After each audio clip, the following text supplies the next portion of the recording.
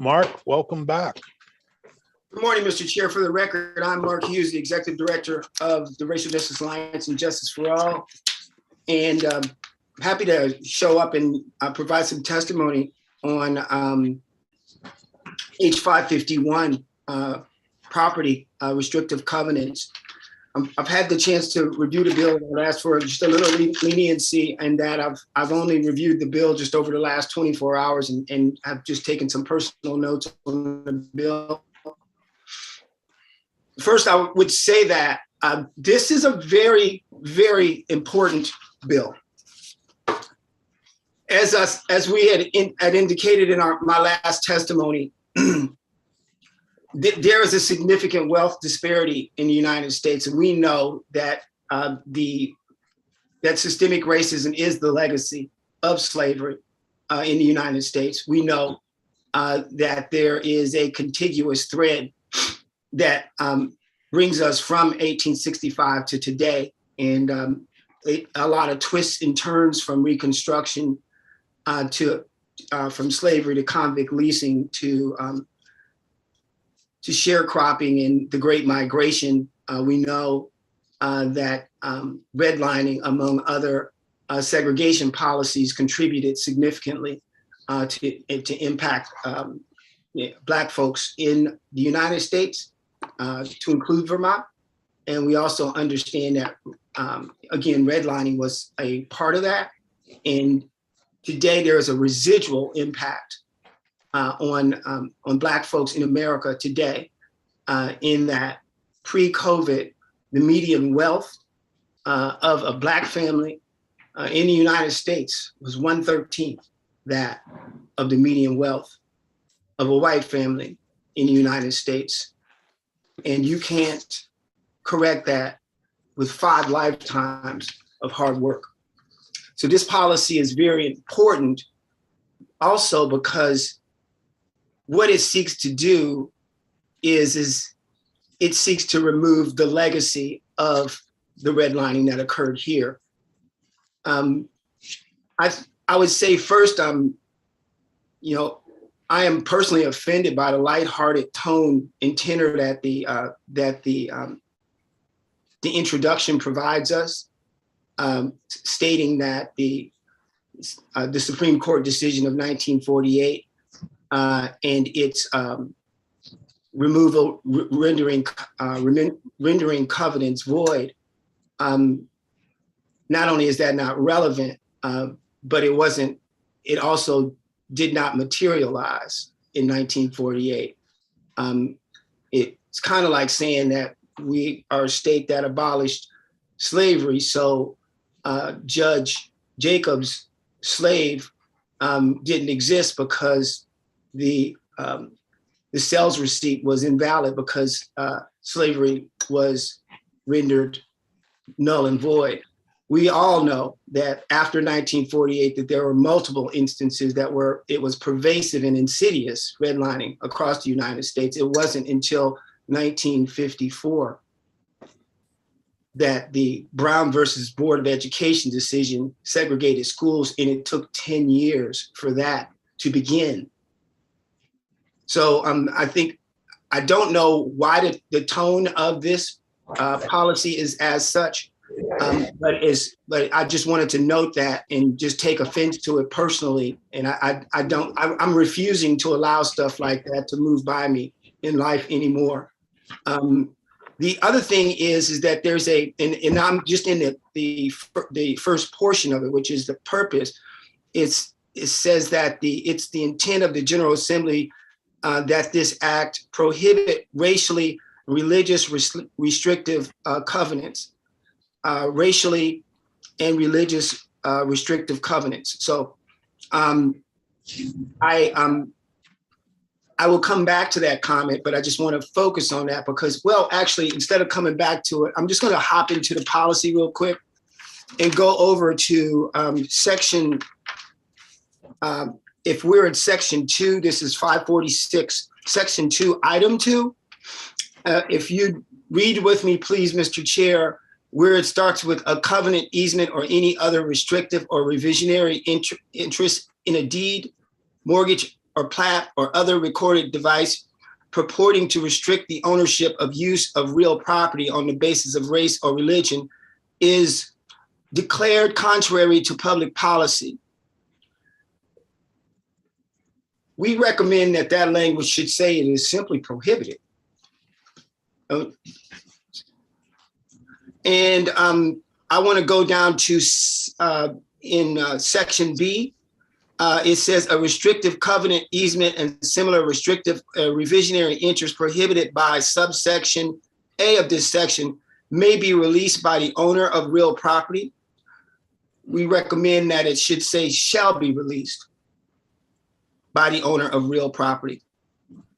And Mr. Chair, here a little bit further down in this same paragraph, it's a bit problematic because what we're saying is that the real property interest subject to the covenant by recording a certificate of release of certain prohibited covenants, the real property owner may record the certificate prior to recording a deed conveying the property or at any other time the owner discovers. So now this gets into the heart of what I came to talk to you about. This policy, again, is incredibly important because what we're dealing with is we're dealing with the legacy, if you will, excuse me, of something that exists, and to what extent we do not know. And I'll use the reparations task force that are here in Burlington right now that are in the process of unearthing a lot of records at our city clerk's office. Related to exactly what we're talking about. These documents are related to exactly what we're talking about. If and when we decide as a state to do similar work, why is this work important, first of all? I said in the last testimony, we like to baseline, measure, and create policies. If we're talking about policies to correct what we've already established that we can't correct in 5 lifetimes, at a minimum, what we should do is we should have some type of evidentiary body to support the work that we're doing. So this is not like the Constitution, like Mr. Teachout came and told us in testimony. He said, well, we should just keep it as a memorial. Well, this is not like that. Well, it kind of is. This is an instance where something should be kept as a memorial. The Constitution, there was no place for that as far as slavery is concerned. It's incredibly important that somehow we're able to capture these data related to these instances where this has occurred in our state. Because as policymakers, that's going to be kind of important to you as you're making certain decisions. And it's also going to be important to us as advocates, as we are educating folks about the history and the legacy of slavery. And also as we are creating strategies on how we go about moving forward.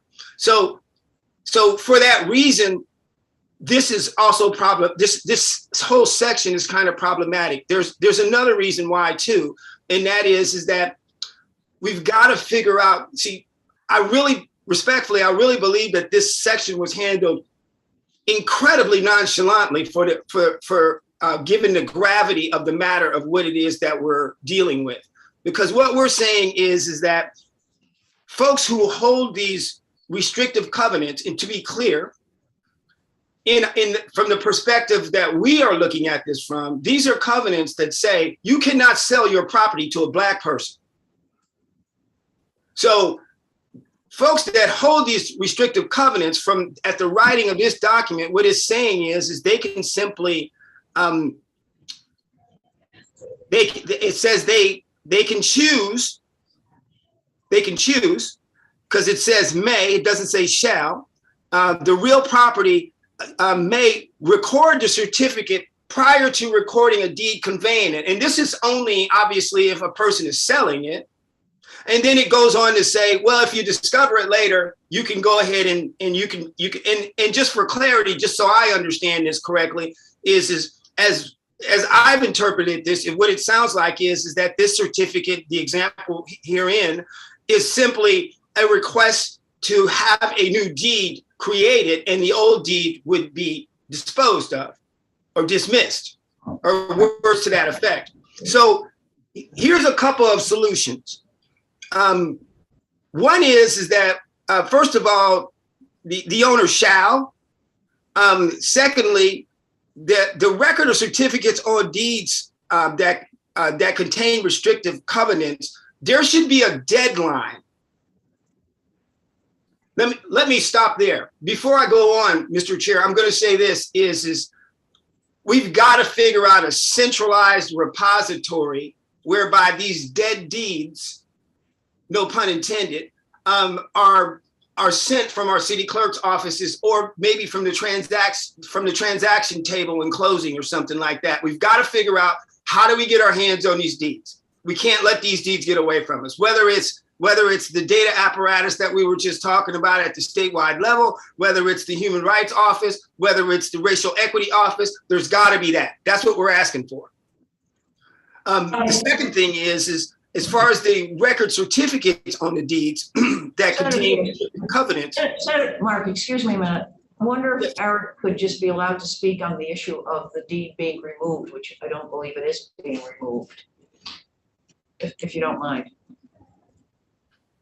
Go ahead, Eric. All right, so thank you. The effect of this does not remove the deed from the land records. Ordinarily, the way these works is there is a separate set of covenants, which are agreements between the landowners in a subdivision that is on record in the land records. That list of covenants, this bill refers to one covenant, which is typically one amongst a longer list of things that people who purchase property in the neighborhood are agreeing not to do. This legislation proposes to void the provision in those covenants that restricts transfer of the property on the basis of race or religion. Usually in the deed, there's simply a reference that says this deed is subject to the covenants of this development that are on record at page so-and-so of the land records. So the deed will still say there, still stay in the property chain of title, won't be changed, other than the fact that subsequently the certificate of release may be recorded, in which a property owner can say, all right, despite the fact that there's this clause in the deed that says I'm subject to these covenants, I'm releasing it, and this deed is no longer subject to those to the racially or religiously restricted covenant that's recorded elsewhere in the land records. So it will still be there for historic purposes, and it's just that the deed will no longer be subject to it. Does that make sense? It does, and it doesn't.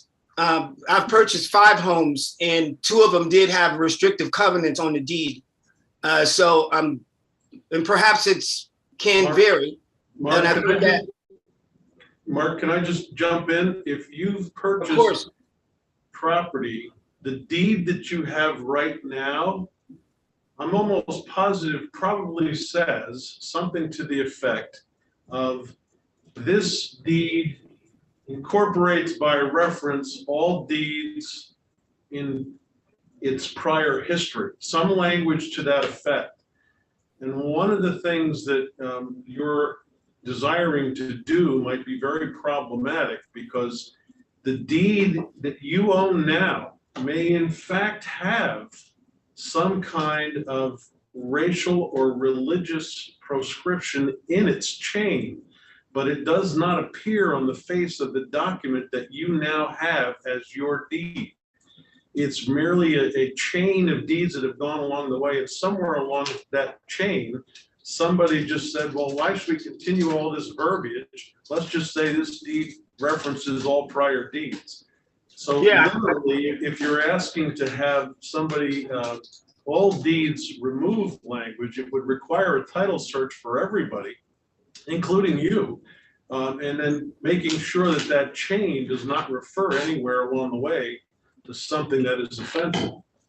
So I'm struggling to figure out how to come to terms with all of that. I do understand there are deeds in existence that people have that they refer to, and there is language in there that is offensive. But vast majority of these, I would strongly suggest, probably don't contain the language on the face of the document that you possess, but do have that language in their chain somewhere along the way. Absolutely. I appreciate that, Mr. Chair.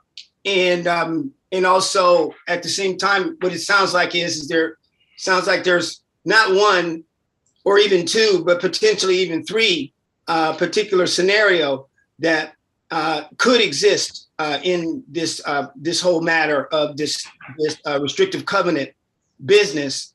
None of which this whole the manner in which this is being addressed, I don't think that it comports to that reality. Senator, who was that? That's Joe Benning, in case you were wondering. I'm sorry. To Senator Benning, I don't own a home right now. I do understand what you're talking about, but I do think that there are a few, there might be one or two, possibly even three things that are true here at the same time, which, speaks to the complexity of this particular matter. And I don't think it's resolved by the simplicity of the language that's in this policy, because it doesn't negate the fact that, what we'd like to do is to the extent possible is to provide a repository whereby we can keep track of these deeds that were restrictive and these covenants that are restrictive, and that is for our historical record, so we can memorialize it and so we can have reference to this as we're creating reparative policy to address these economic differences. We are talking about what we're talking about is probably one of the biggest things that affects the wealth of any individual in the state, and that is generational wealth that's accumulated by the ownership of property. So this is a pretty important issue. That's why we're here. And so I think so those deeds that are non-conforming to those deeds that or covenants that have created this, and I would disagree with you, Senator Benning. It's not offensive language; it's racist language. Is that what we'd like to do is be able to capture that. That's number one. And I think the other piece is that there needs to be a mandatory requirement that this be done. And so I guess what I'm getting at here is it kind of blows me away a little bit. Is what we're looking at what you've called offensive, and I'm calling racist, but we're not calling anything mandatory. So I think that certainly we need to start making some mays into shalls, and I think there should be some timelines under which this actually occurs. In terms of the record of certificates on deeds containing restrictive covenants or the covenants themselves, there should be a timeline. We're suggesting a timeline whereby that would occur. And also, when you start talking about prior to recording a deed upon conveyance, there should be, I would recommend that we consider maybe an effective date for that. I think the policy is this bill's effective date, I think it's July. And maybe that could be used for that effective date for a record of certificate prior to recording a deed at conveyance. And then finally, Can I just? I'm sorry, but I've got an agenda that's pretty jam-packed today. as do I. Yeah, and so I think we have your points. You want to change you want to make the may mandatory, and you want to change the legislative intent to reflect reality of what's happened. The reality of what's happened, a centralized repository to capture all of these these deeds, the record of certificate, restrictive covenants, a no later than date, the record of certificates that are being conveyed, that there be an effective date, and finally, there should be something that's mandatory. And what I mean by mandatory is not just for the seller, but it would be easy to have someone who's conducting that transaction, whether they are an attorney or whether they are a real estate agency agent, to be required to do that. And I think, maybe in these city clerk's offices and so forth, there could be some kind of requirement if something moves over there and they see it, that they're able to send, to be able to forward it on to a centralized repository where, I don't know. I think this bill is a lot more complicated than folks are making it out to be. And I just think there's a lot more work that should be done on it. That is all, Mr. Chair.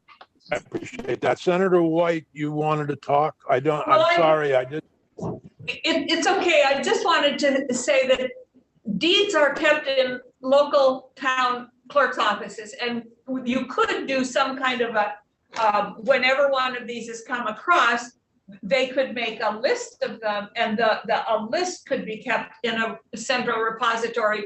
But you would be asking every deed to be shipped off to the archives office and out of the town clerk's office, and that is not.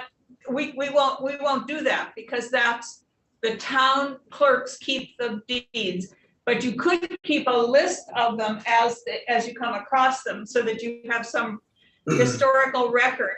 And mandating everybody to do it by a certain date, no, because I'm not going to sell my house now, and I'm certainly not going to pay somebody to do a title search to go back to 1850 when my house was built. I'm not going to.